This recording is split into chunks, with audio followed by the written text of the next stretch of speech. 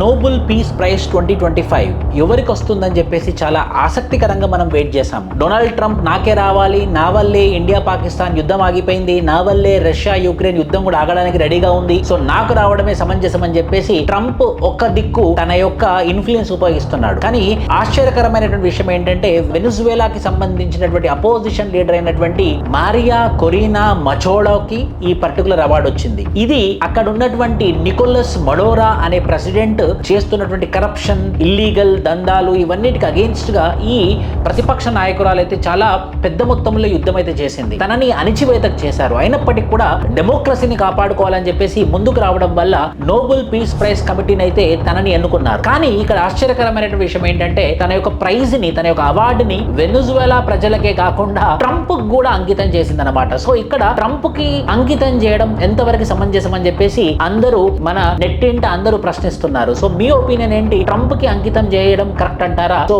ఈ Nobel peace prize మాత్రం ఈ కొరీనాకు వచ్చింది. Thank you.